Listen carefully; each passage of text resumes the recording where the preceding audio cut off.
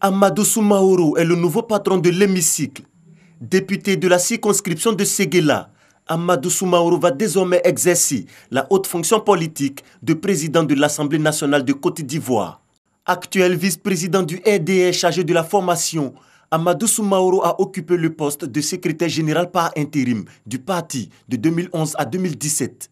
Il est nommé en février 2016 président du directoire du RHDP, le Rassemblement des Oufouettistes pour la démocratie et la paix, avec la lourde tâche, l'élaboration des textes pour la création du RHDP. Mais avant, Amadou Soumaoro a déjà occupé des fonctions gouvernementales.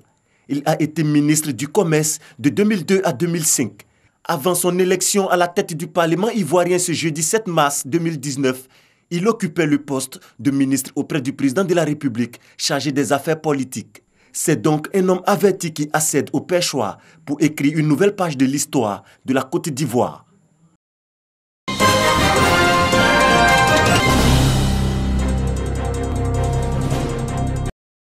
Mesdames et messieurs, honorables députés, comme vous le savez, cette élection se situe dans un contexte de fonctionnement démocratique et politique des institutions de notre pays.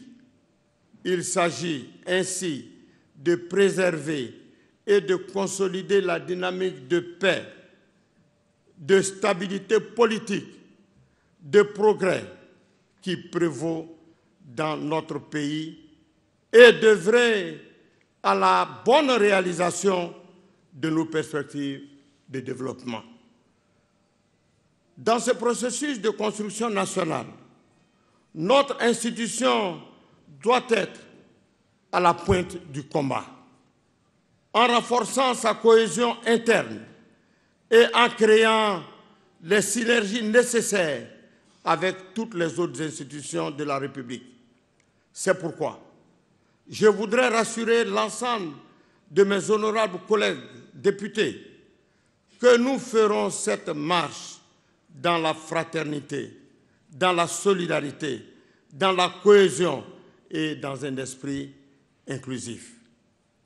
Car notre ambition est de bâtir une grande famille dans l'hémicycle, où le travail sera certes notre préoccupation constante, mais aussi et surtout où le social sera le fondement de notre action.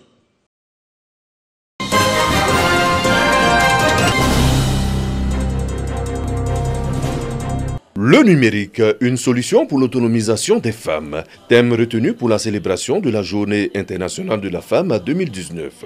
C'est Bouaké, capitale de la région de Béké, qui a été choisi pour abriter les festivités officielles. Justement, un panel a été initié pour mieux expliquer aux femmes le bien fondé du numérique.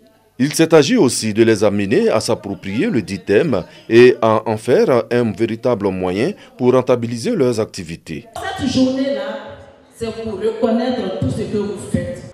Mais en même temps aussi, c'est pour vous permettre de mieux faire et de tirer grand profit de ce que vous faites. Partage d'expériences, conseils des expertes et préoccupations des participantes ont été au cœur des échanges. La volonté du gouvernement ivoirien de bâtir les fondements d'une économie numérique ne peut pas être parfaitement réalisée si elle ne prend cette ambition, donc ne prend pas en compte le facteur genre et particulièrement l'inclusion des femmes. Il s'agit d'utiliser positivement le numérique pour pouvoir avancer, pour mieux se faire entendre dans son entreprise. Selon le rapport global 2018 sur l'usage d'Internet, des réseaux sociaux et du mobile dans le monde, la Côte d'Ivoire, sur une population totale de 24,6 millions d'habitants, seulement 6,5 millions sont usagers d'Internet.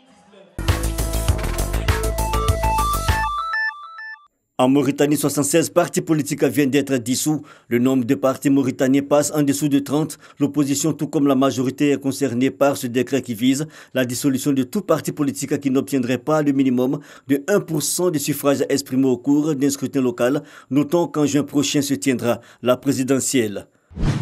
En France, le verdict du tribunal de Lyon est tombé. Le cardinal Philippe Barbarin est condamné à 6 mois de prison avec sursis.